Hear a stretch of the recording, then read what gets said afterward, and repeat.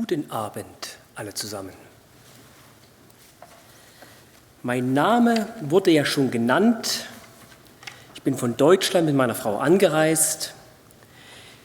Gebürtig stamme ich aus Sachsen. Da bin ich aufgewachsen. Dort ist mein Elternhaus und dort fahre ich hin, wenn ich sie mit meiner Frau gerne besuche. Ich wohne nicht mehr dort, ich wohne mit meiner Frau im Rheinland, in Monheim am Rhein, das ist an der Grenze zu Düsseldorf. Und von dort her sind wir auch angereist. Ich bin dahin gezogen, nach Monheim am Rhein, wegen etwas Fantastischem, was ganz Tollem, nämlich wegen der Liebe. Das ist doch fantastisch, oder? Die Liebe. Ich bin 43 Jahre alt, ich habe den Beruf des Maurers erlernt, anschließend umgeschult zum Zerspannungsmechaniker. Danach war ich an einer freien theologischen Fachschule im Bibelzentrum in Breckerfeld und seit 2015 bei der Barmer Zeltmission als Evangelist tätig. Wer nicht weiß, was es ist, ich bin so quer in Deutschland und Österreich und jetzt sogar auch in der Schweiz unterwegs, um mit vielen Menschen über Jesus Christus zu sprechen. Und nun auch heute und morgen mit wichtigen Themen wie Bibel oder die Bibel und Gott stellt sich vor. Wenn ich so mit den Menschen ins Gespräch komme, höre ich immer wieder, die Bibel braucht man nicht. Man kann an Gott, an einen Gott oder an irgendjemanden glauben und die Bibel brauche ich dazu nicht. Das stimmt natürlich. Es gibt viele Religionen, in denen es um einen Gott oder sogar um Götter geht. In der hinduistischen Religion, laut einigen Angaben, gibt es ca. 300 Millionen Götter. Keine andere Weltreligion, will ich mal sagen, bietet so viele Göttinnen oder Götter an wie der Hinduismus. Kann man selbst nachlesen. Und wenn man da anfängt, braucht man natürlich die Bibel nicht. In der Bibel steht nämlich drin, dass man keine anderen Götter haben soll. Also geht die Bibel und der Hinduismus nicht zusammen. Bei den Buddhisten ist es wieder ein bisschen anders, denn da gibt es eigentlich gar keinen Gott.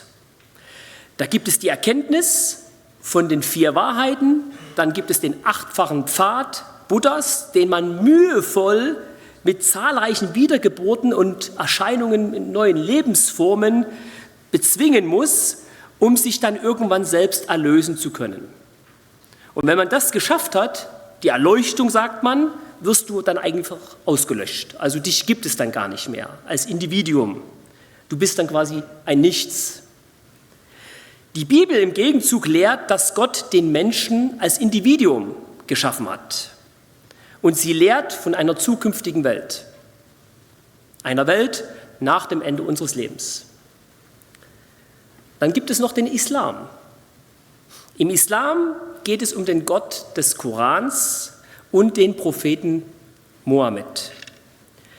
Korankommentatoren sowie auch die Hadithen, wer sich da ein bisschen auskennt, die Hadithen sind Berichte über Aussagen und Taten des Propheten Mohammeds, die in mündlicher Form weitergegeben worden sind. Und da wird berichtet, wenn man sich vom Islam abwendet, dann darf man das Leben anderer Menschen bedrohen oder diese sogar töten.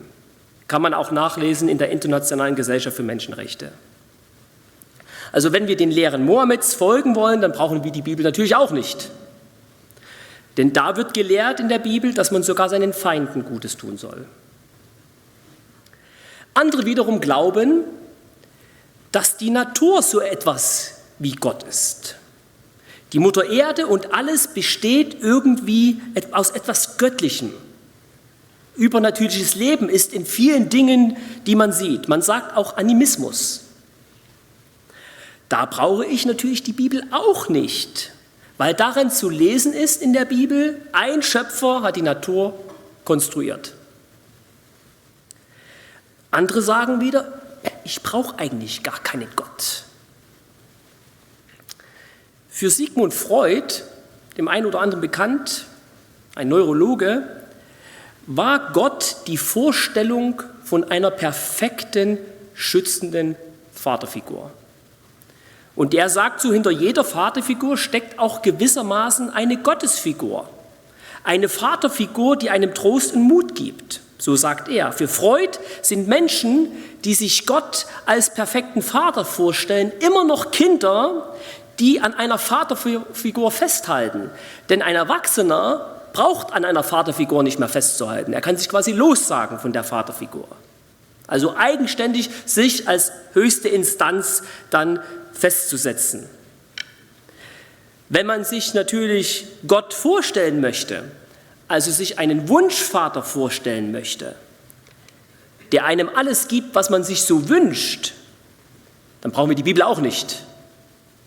Denn die Bibel beschreibt, dass Gott keine Wunschvorstellung ist, sondern als real existierende Persönlichkeit, der klare Richtlinien geschaffen hat. Und er ist kein Wunschautomat, wo man ein bisschen Geld reinstecken kann und dann kommt da der Wunsch raus, den man sich eigentlich gewünscht hat, oder den Knopf, den man gedrückt hat. Wenn wir uns natürlich auch selbst als höchste Instanz im Leben darstellen wollen, brauchen wir die Bibel auch nicht, denn die Bibel beschreibt Gott als höchste Instanz. Wir haben nun bestimmte Vorstellungen von Gott gehört, die so in unseren Breitengraden auch weltweit zu kursieren. Wer oder was ist denn eigentlich Gott? Wer oder was ist eigentlich Gott? Der Philosoph Brian Leftow legt in der Enzyklopädie of Philosophia folgende Definition zugrunde. Gott ist die höchste Wirklichkeit, perfekt und der Anbetung würdig. So beschreibt er das. Perfekt und der Anbetung würdig. Hier wurde gesagt, Anbetung würdig. Ich möchte mal an dieser Stelle fragen, was ist für Sie, für dich, würdig angebetet zu werden? Was ist es? Und da gibt es verschiedene Sachen, die man so anbetet. Beim Anbeten geht es nicht darum, so die Hände zu falten und die Augen zu schließen, sondern einfach zu verehren, laut Duden. Das heißt einfach verehren. Und manche Fußballfans verehren ihre Mannschaft. Laut der Definition von Brian Leftow ist das, was ich verehre, ein Gott. Was verehren Sie? Manche Menschen sagen, dass es keinen Gott gibt und sie haben selbst festgelegt, wo es im Leben lang geht. Niemand steht über mir, ich bin die höchste Instanz im Leben. Im Prinzip sagt man nach Leftow, ich bin mein Gott oder ich bin Gott. Sagt natürlich keiner, man will ja auch nicht als Spinner dastehen. Aber im Prinzip ist das so. Vielleicht haben Sie sich hier in der Beschreibung, die ich gerade erwähnt habe, irgendwo wiedergefunden. Ich möchte nun mal einen Blick in die Heilige Schrift hineinwerfen, in das Buch, um das es heute Abend gehen wird, um festzustellen, was die Heilige Schrift über Gott so sagt. Und ich werde nun einen Text an diese Leinwand hier werfen, damit Sie das Ganze ein bisschen mitverfolgen können. Und da steht im Evangelium von Matthäus, Sie können es mitlesen, niemand kann zwei Herren dienen, denn entweder wird er den einen hassen und den anderen lieben, oder er wird dem einen anhängen und den anderen verachten. Ihr könnt nicht Gott dienen und dem Mammon. Vielleicht kennen Sie das Wort Mammon. Mammon ist ein altes aramäisches Wort, was für so viel wie Besitz und Reichtum heißt. In der Bibel steht auch, dass Geld oder Besitz ein gewisser Gott sein kann, weil er das Zentrum des Lebens geworden ist. Wir wissen natürlich alle, Geld brauchen wir zum Leben. Aber die Bibel meint an dieser Stelle, dass es die Existenz des Lebens ausmacht und dieser Besitz der Lebensinhalt ist, um den sich alles so dreht. Wir haben gerade gehört, dass der Gott in der Bibel wie es auch hier steht, und der Mammon zwei verschiedene Sachen sind. Von der einen Sache verspricht man sich die Existenz des Lebens, den Lebensinhalt. Und das ist ja meistens das, was man auch in den Händen hält.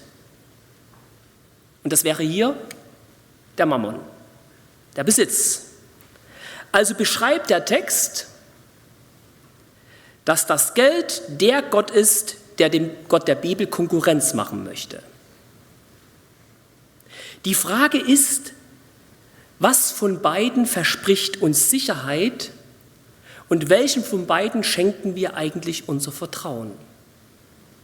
Was von beiden verspricht uns Sicherheit und welchen von beiden schenken wir unser Vertrauen? Und derjenige, der uns Sicherheit bietet, hat natürlich die Macht in unserem Leben und den größten Einfluss in unserem Leben. Dem vertrauen wir ja. Und das ist dann Gott. Das ist dann unser Gott, die höchste Macht im Leben, der unser Leben bestimmt. Und das kann der Besitz sein. Andere sagen, dass Geld oder Besitz sie nicht interessiert.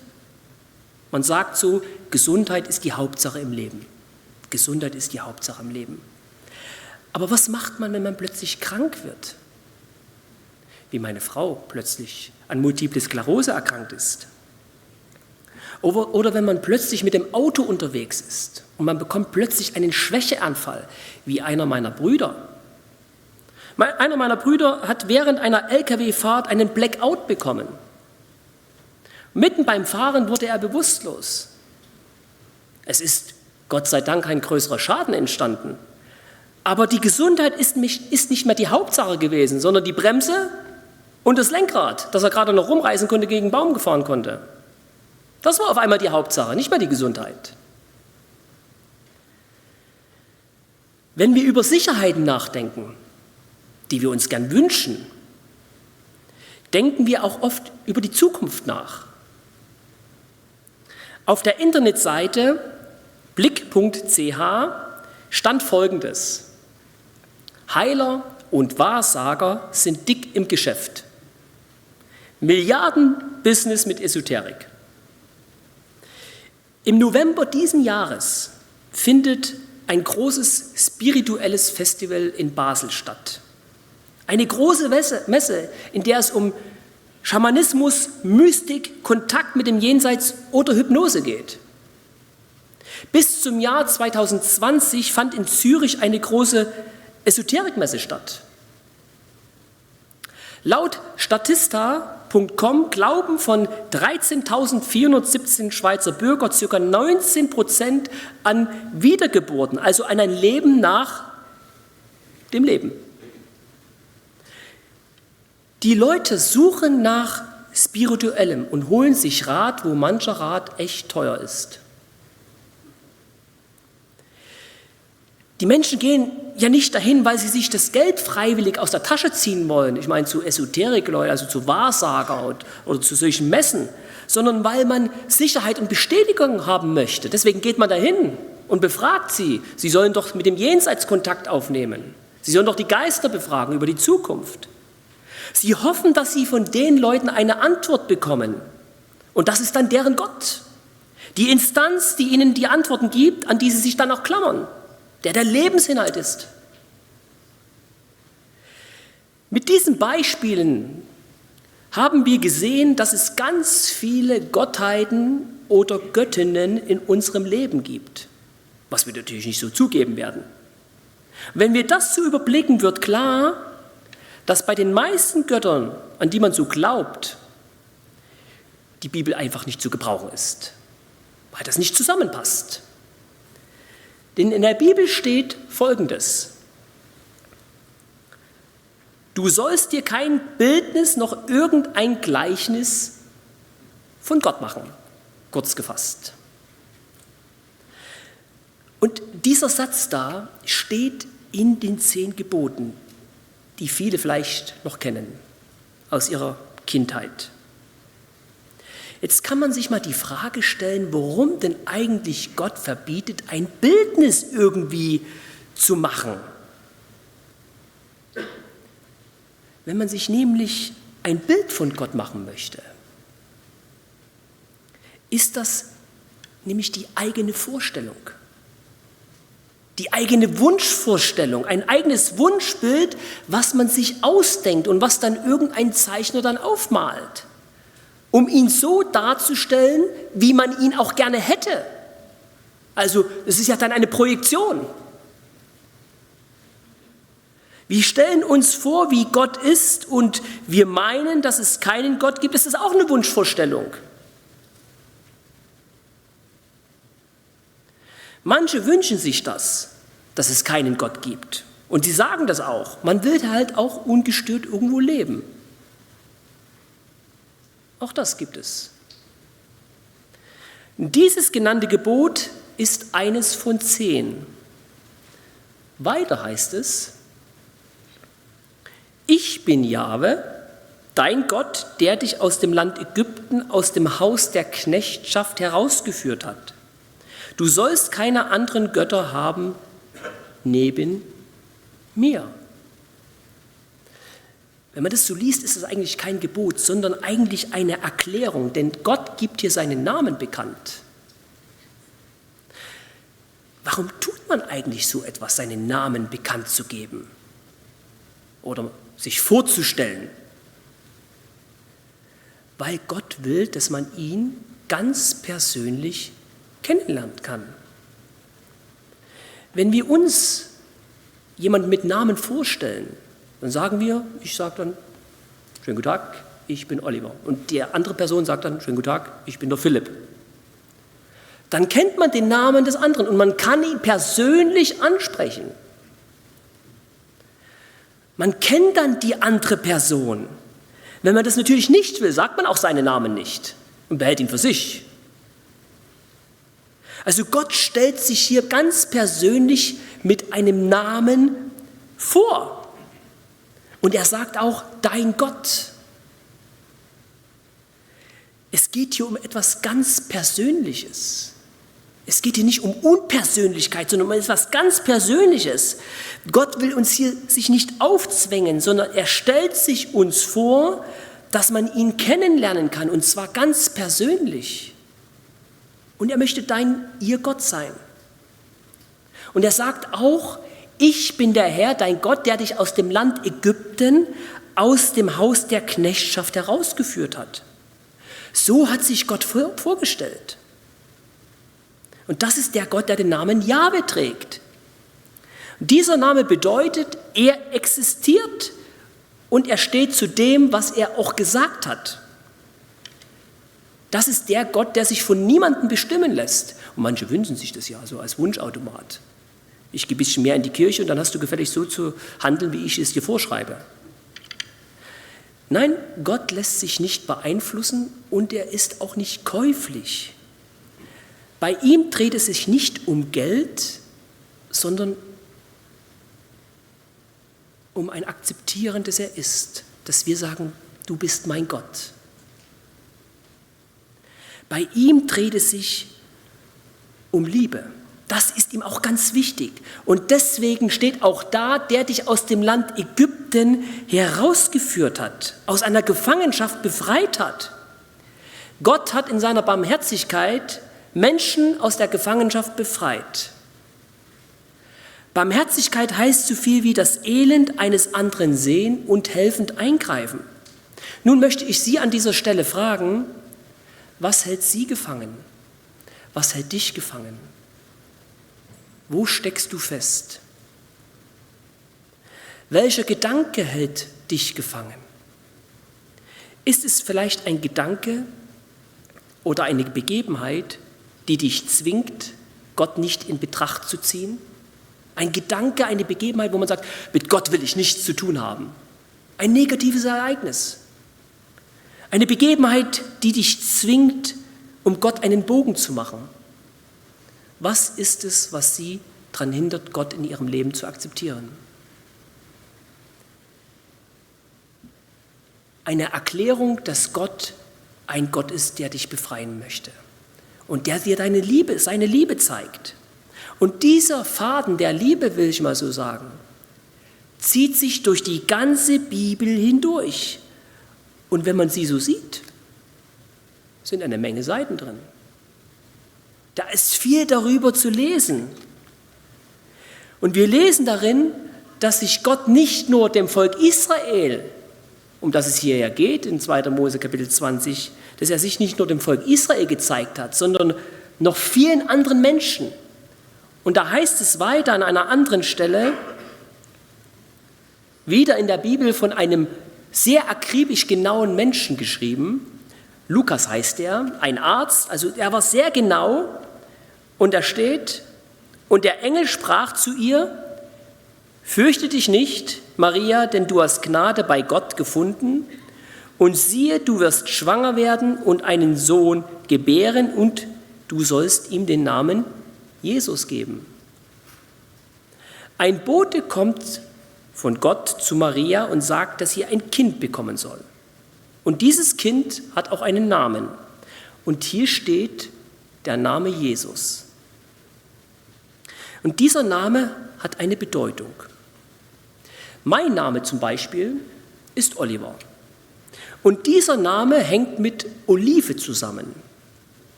Mein Name bedeutet einfach Ölbaumpflanzer, wenn man das nachschaut. Ölbaumpflanzer. Vielleicht können Sie die Bedeutung Ihres Namens. In diesem Sinne hat auch der Name Jesus eine Bedeutung. Denn er bedeutet, Jahwe ist Rettung. So wie sich Gott auch hier, ist ein bisschen lahm hier, wie sich Gott auch hier vorgestellt hat. Ich bin Jahwe. Jahwe ist Rettung. Der gleiche Gott, der sich dem Volk Israel aus Liebe gezeigt hat und sie aus der Gefangenschaft herausgeführt hat, der wird hier Mensch. Der gleiche Gott stellt sich hier persönlich, vor. Er hat sich mit Namen bekannt gemacht und er will bei den Menschen sein, um eine Beziehung zu ihnen aufzubauen. Und was ist es am leichtesten, eine Beziehung aufzubauen? Indem man sich persönlich vorstellt und zu den Menschen natürlich auch kommt. Alles andere wäre ein bisschen unpersönlich. Und deswegen wird Gott einfach Mensch, um uns zu begegnen. Da ist so kein höheres Wesen, wie man das so manchmal so hört bei verschiedenen religiösen Strömungen oder in den eigenen Wunschvorstellungen. Da ist ein Gott irgendwo da oben auf Wolke 7, der schwebt da umher, guckt ein bisschen runter, am letzten einen grauen langen Bart, der da oben von uns nichts wissen will. Aber hier kommt Gott ganz persönlich runter zu uns. Mit uns auf Augenhöhe. Und er möchte sagen, ich bin dein Gott. Und das ist der Beweis seiner Liebe zu uns, dass Gott zu uns kommt in unser Leben. Der eine oder andere sagt vielleicht, es gibt keinen Gott. Aber in der Person Jesus kommt Gott zu uns. Wir sagen vielleicht, es gibt 1000 Götter. Nur der eine Gott kommt zu uns. Gott kommt in der Person Jesus in eine Gesellschaft, die selten nach Gott fragt. Man behauptet heute, dass die Bibel ein altes Märchenbuch ist. Und man stellt diese Behauptung wahrscheinlich auf, weil die Bibel sehr eng und auch sehr klar ist, was die Beschreibung Gottes angeht. Und darin ist zu lesen, dass Gott sich persönlich vorstellt. Und das passt nicht in manche Vorstellungen hinein. Das passt dem einen oder anderen nicht. Aber das ist da drin zu lesen. Er kommt in eine Welt, in der Aufrichtigkeit, in der Frieden oder Ehrlichkeit nicht gerade das höchste Gut ist. Wir brauchen bloß in die östlichen Länder schauen. Oder vielleicht sogar gerade an unsere Nachbarn denken, mit denen wir vielleicht im Clinch liegen.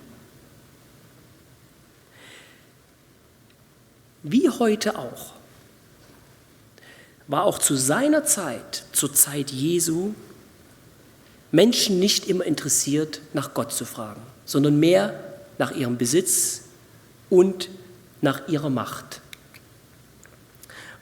Und als Jesus auf dieser Welt war, sich den Menschen gezeigt hat und darüber gesprochen hat, Leute, kehrt um zu Gott, haltet wieder das Wort Gottes hoch, denkt wieder an die Gebote. Haben einige Leute gesagt, das wollen wir alles nicht hören. Und dann hat man Jesus genommen, man hat ihn wie einen Verbrecher an ein Kreuz wie dieses da, ähnlich wie dieses, genagelt. Er wurde ausgepeitscht und brutal hingerichtet, wie ein richtiger Verbrecher. Und bei dieser Auspeitschung wurde die Haut von Jesus, der eigentlich über Gott gesprochen hat, wieder umzukehren, wurde sein Körper zerfetzt. Und er hat allen Hass gegen ihn getragen. Er hat alle Gottverlassenheit, wo die Leute nicht nach Gott gefragt haben, hat er getragen. Er starb am Kreuz, am 3. Tag ist Jesus von den Toten auferstanden. Und er lebt. Und dadurch zeigt er uns, dass Gottes Liebe niemals stirbt, weil der Liebende ja lebt. Tote sind tot und können nicht mehr lieben, aber Lebende können lieben. Und Gott möchte durch Jesus uns begegnen und uns annehmen. Und dazu müssen wir erst nicht bessere Menschen werden, sondern er nimmt uns an, so wie wir gerade sind. Mit dem Leben, mit dem wir gerade hierher gekommen sind. Jesus, der Gott, der Mensch wurde, möchte uns in seine Arme nehmen. Und das steht in der Bibel drin. Die Bibel ist eine Urkunde darüber, was Gott macht und was er denkt oder wie er denkt. Und die Bibel ist von der ersten bis zur letzten Seite, von der Schöpfung und bis zum großen Gericht am Ende der Bibel, Gottes Urkunde. Da steht alles drin und das können Sie lesen. Da können Sie erfahren, wer Gott ist, wie er denkt und was er für Sie ganz persönlich tut. Jetzt sagen Sie vielleicht, das mit der Bibel ist mir alles so ein bisschen zu eng. Das gefällt mir so nicht. Wir haben ja gehört, dass der Supermarkt der Religionen recht groß ist. Und wenn Ihnen das zu eng ist, können Sie ja heute Abend nach Hause gehen und sich von den 300 Millionen Göttern jemanden aussuchen, der Ihnen gefällt. Die Möglichkeit haben Sie ja.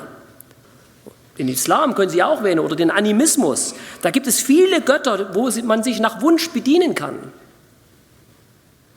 Aber alles, was wir uns ausdenken, sind einfach nur Wunschbilder.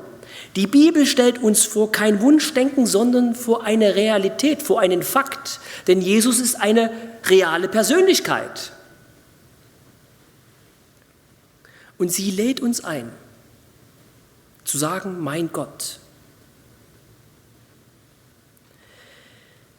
Es gibt viele Weltanschauungen und wir haben einige von diesen gehört. Wir denken über Weltanschauungen nach, wir reden über Weltanschauungen. Es ist eine Anschau auf diese Welt.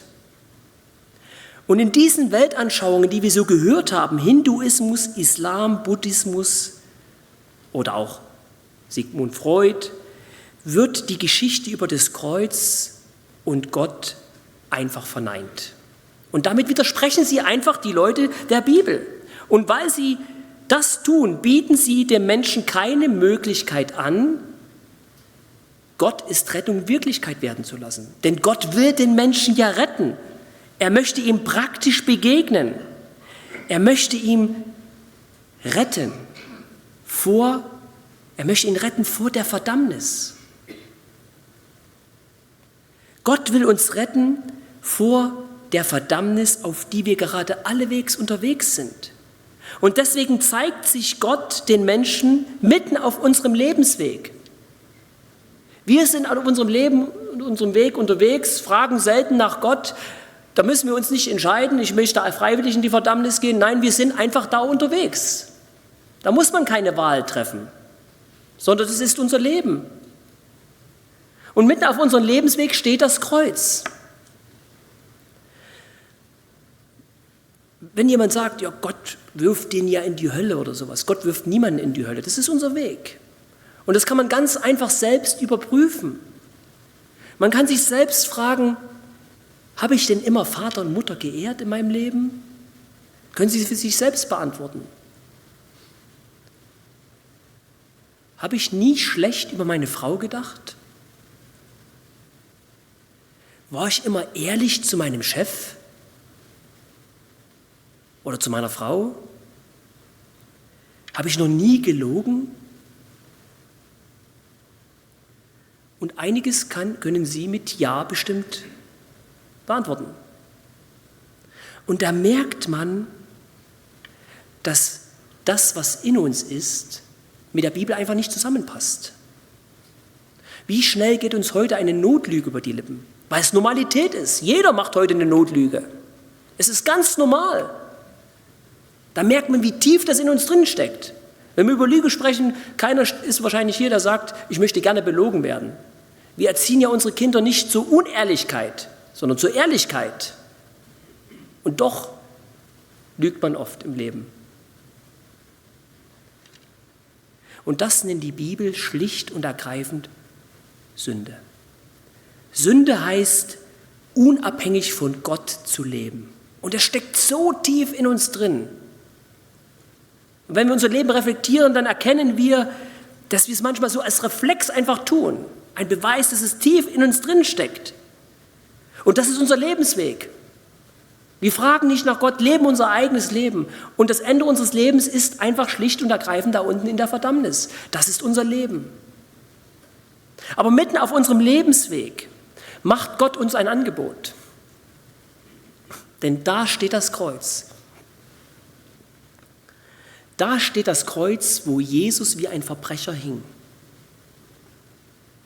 Obwohl wir selbst gewissermaßen Schuldige sind. Verbrecher in Gottes Augen. Denn wir fragen ja nicht nach seinem Willen. Tun das ganze Gegenteil eigentlich. Von dem wir, was wir selbst wissen, Ehrlichkeit und Aufrichtigkeit, und tun das Gegenteil. Und das nennt die Bibel Sünde, und das bringt automatisch eine Schuld mit sich. Unser Leben praktisch in die Verdammnis. Das ist unser Ende. Aber auf diesem Weg steht das Kreuz. Und hier macht uns Gott ein Angebot seiner Liebe. Denn hier können wir anhalten und einen Tausch vornehmen. Hier können wir über unser Leben nachdenken, dass wir eigentlich Schuldige sind und dort ein Unschuldiger hing. Wir können unser Leben reflektieren. Und die Bibel ist übrigens das einzigste Dokument, was darüber berichtet, dass man auf seinem Lebensweg Halt machen kann und sein Leben neu ausrichten kann. Und es hängt immer mit einer persönlichen Entscheidung natürlich zusammen, die jeder von Ihnen selbst treffen muss.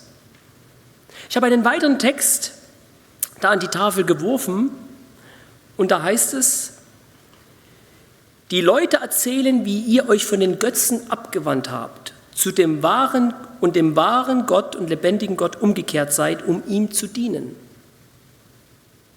Das sind Menschen, die sich von den Götzen abgewandt haben. Wir haben ja am Anfang festgestellt, was alles Gott sein kann in ihrem Leben. Und diese Menschen haben sich abgewandt. Ich will mal sagen, sie sind umgekehrt. So nennt man das, Umkehr, eine Sinnesänderung. Eine Sinnesänderung ist nicht einfach, okay, ich mache jetzt das andere, das ist vielleicht besser, das ist vielleicht gar nicht so schlecht. Eine Sinnesänderung ist eigentlich ein tiefes innerliches Begreifen und darauf eine Entscheidung zu treffen. Ich habe verstanden, um was es geht, und ich treffe eine Entscheidung. Und hier auf unserem Lebensweg können wir Halt machen an diesem Kreuz, wo Jesus hing, für unsere Schuld starb und uns eine Möglichkeit bietet, mit diesem Gott ins Reine zu kommen.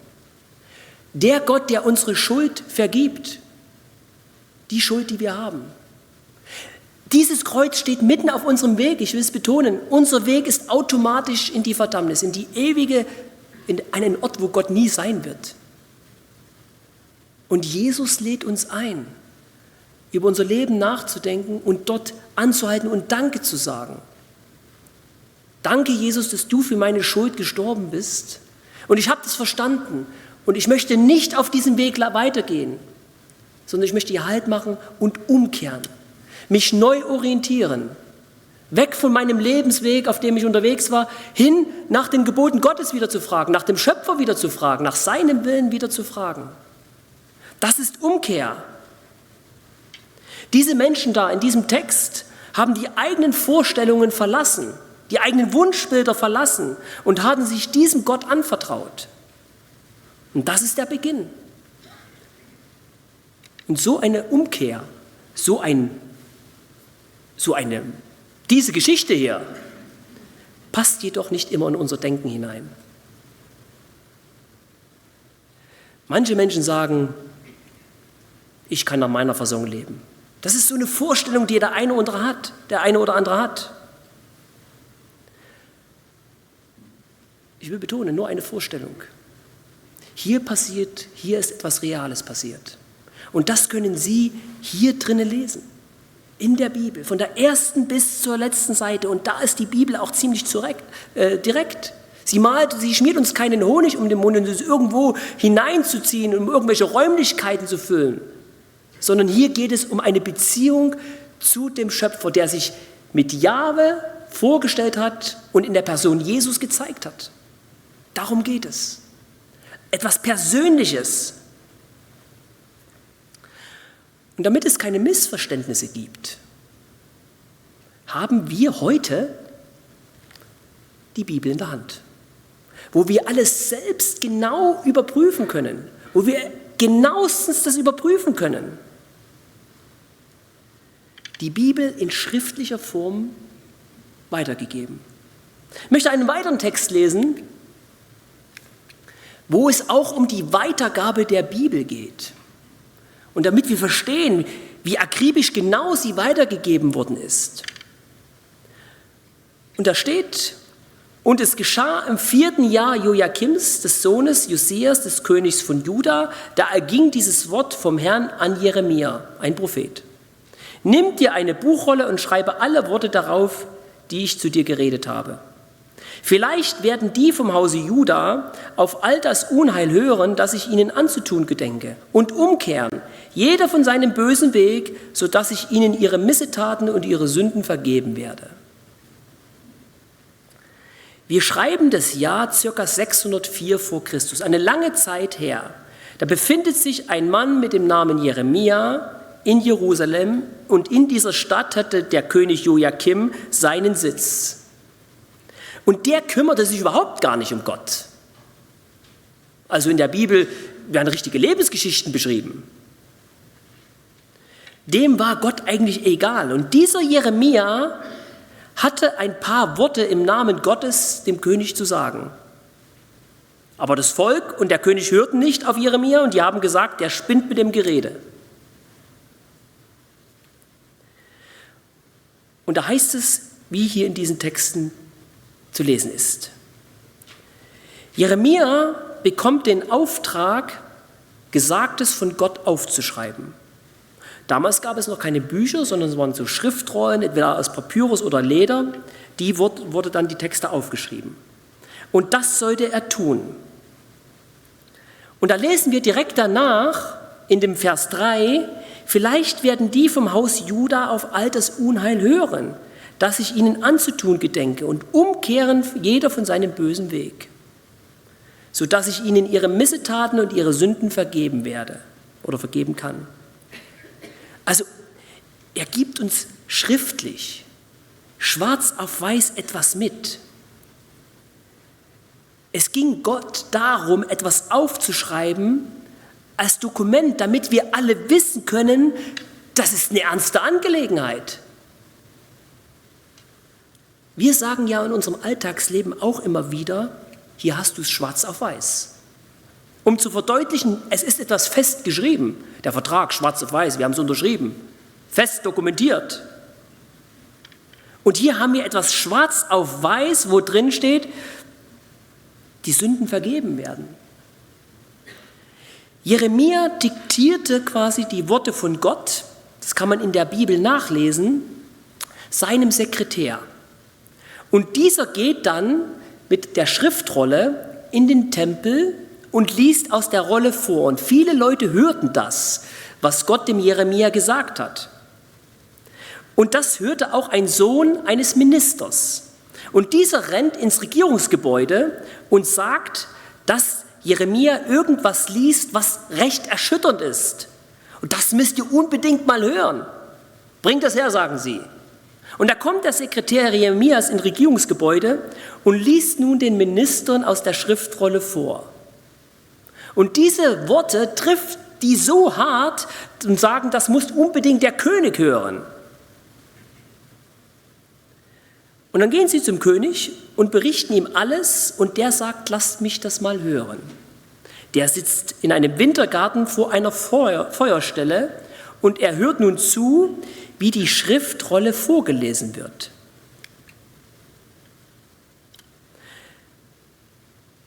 Wie dort oben Jeremia 36, Vers 3. Das sind so Verse, die der König gehört hat, die ihm vorgelesen worden sind. Und das sind so Worte der Umkehr. Das sind Worte des Gerichtes. Das sind Worte der Ungerechtigkeit, dass Gott nicht schweigt bei Ungerechtigkeit. Gott schweigt nicht bei Betrug. Er verharmlost das nicht. Gott wird es richten. Und das können Sie heute auch nachlesen. Genau wie damals der König, der von Gott nichts wissen wollte, es auch gehört hat. Und was hat er gemacht? Immer wenn ein Abschnitt gelesen worden ist, nimmt er ein Messer, so eine Rolle, nimmt er ein Messer und schneidet eine Spalte ab und wirft sie ins Feuer und verbrennt das, bis die ganze Buchrolle verbrannt wurde. So kann man natürlich auch mit der Bibel umgehen. Wie auch, wie ich gehört habe vor 2 Wochen, hier auch irgendwo in der Nähe eine Bibel verbrannt worden ist. Und wie ich es auch selbst im Jahre 2009 mit der Bibel meiner Mutter gemacht habe. Auch die habe ich rituell verbrannt, weil ich mit dem Gott der Bibel nichts zu tun haben wollte. So kann man auch seine Verachtung gegenüber Gott zum Ausdruck bringen. Man kann natürlich auch seine Verachtung gegenüber der Bibel zum Ausdruck bringen, indem man sie im Schrank stehen lässt und einfach verstauben lässt.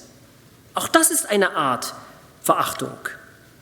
Der Sekretär Jeremias hört, was passiert ist und geht zurück zu Jeremia und sagt, was Sache ist. Die Bibel ist verbrannt oder die Schriftrolle ist verbrannt. Mit diesen Worten da oben. Und Gott gibt weiter dem Jeremia den Auftrag, schreibe erneut. Die gleichen Worte. Und der tut das.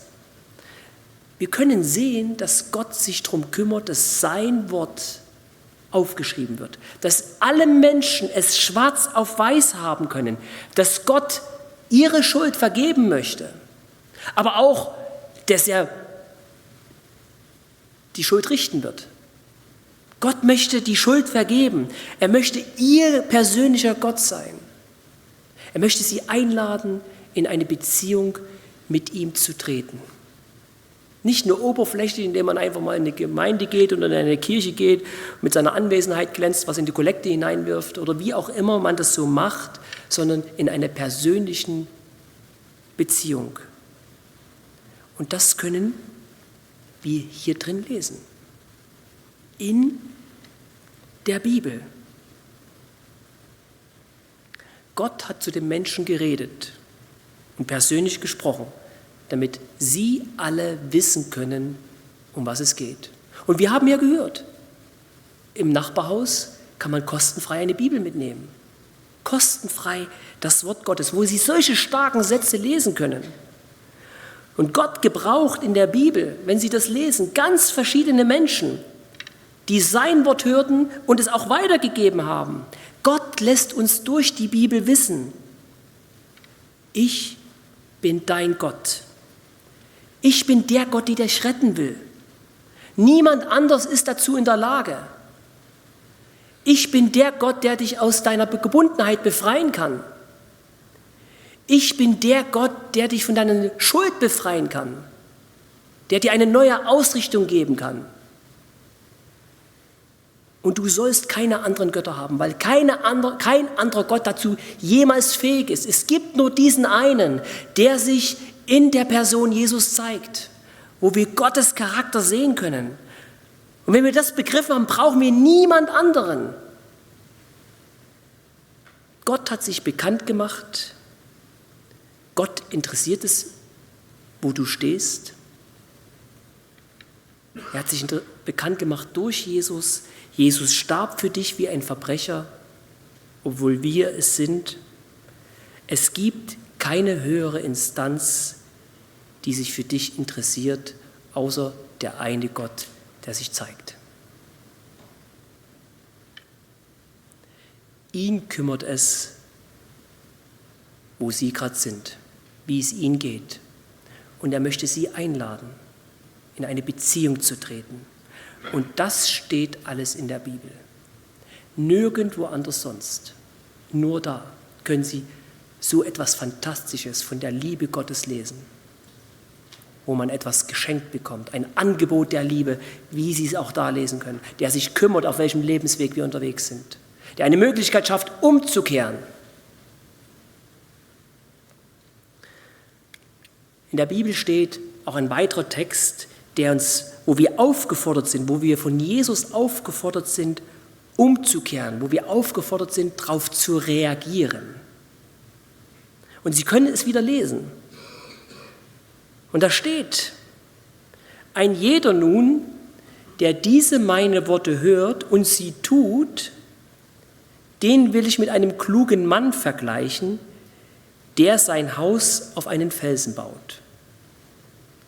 Als nun der Platzregen fiel und die Wasserströme kamen und die Winde stürmten und an dieses Haus stießen, fiel es nicht, denn es war auf den Felsen gegründet. Und jeder, der diese meine Worte hört und sie nicht tut, wird einem törichten Mann gleich sein, der sein Haus auf Sand baute. Als nun der Platzregen fiel und die Wasserströme kamen und die Winde stürmten und an dieses Haus stießen, da stürzte es ein. Und sein Einsturz war gewaltig. Gewaltig. Jesus sagt nicht, das ist ja einfach, okay, ich glaube dran. Ich habe was Tolles gehört. Jesus sagt, man soll reagieren. Man soll es tun. Man soll es umsetzen. Es geht nicht einfach nur abzunicken, schön, toll, sondern das umzusetzen, was da drin steht, was in der Bibel drin steht, was Jesus uns lehrt. Und da steht von einem Lebenshaus, was auf einem festen Fundament steht. Man kann es natürlich hören und man kann es ignorieren. Jesus erzählt diese Geschichte mit einer Logik. Keiner würde jemals ein Haus so bauen, sondern man baut es regulär auf einem festen Fundament. Er appelliert an unsere Logik, dass wir das verstehen, was er sagt und dass wir es auch direkt praktisch umsetzen, weil es um etwas Ernsthaftes geht, um etwas Wichtiges. Es geht darum, die Botschaft Gottes umzusetzen, darauf zu reagieren, eine Konsequenz daraus zu ziehen. Und das ist Sinnesänderung. Eine Konsequenz, ein Verstehen, ein Nachdenken, ein Reflektieren und darauf eine Entscheidung zu treffen. Und dazu möchte ich Sie persönlich einladen. Auf das, was Sie hier gehört haben, was Sie gelesen haben, zu reagieren. Wir haben gehört, auf welchem Lebensweg wir unterwegs sind. Wir tun Missetaten völlig automatisch. Es steckt tief in uns drin. Das bringt Schuld mit sich. Schuld gegenüber Gott. Gott möchte uns diese Schuld vergeben und er hat zu diesem Zweck dieses Kreuz auf unserem Lebensweg aufgestellt. Und dort können wir überlegen und Halt machen und umkehren zu dem Schöpfer, der Himmel und Erde gemacht hat. Ich will mal sagen, die Quelle des Lebens.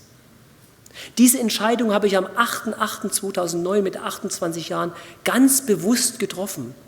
Mit Überlegung, und das sollte man auch tun, überlegen, nachdenken und nicht irgendwas glauben, was alle glauben, sondern es selbst für sich in Anspruch nehmen, weil man den Entschluss, weil man es begriffen hat, um was es hier eigentlich geht. Ich möchte Sie einladen, hier Halt zu machen an diesem Kreuz und umzukehren zu Gott, in die Beziehung mit ihm zu treten, mit dem Schöpfer, in Frieden, will ich mal sogar sagen, mit Gott zu leben. Es war für mich so befreiend, als ich gebetet habe 2009 und mein Leben diesem Schöpfer anvertraut habe. Es ist so fantastisch befreiend, eine Vergebung zu erfahren. Und dazu möchte ich Sie einladen. Gott möchte Sie von Ihrer Gebundenheit, von Ihrer Gefangenschaft, will ich sogar sagen, befreien. Er möchte Ihr persönlicher Gott sein.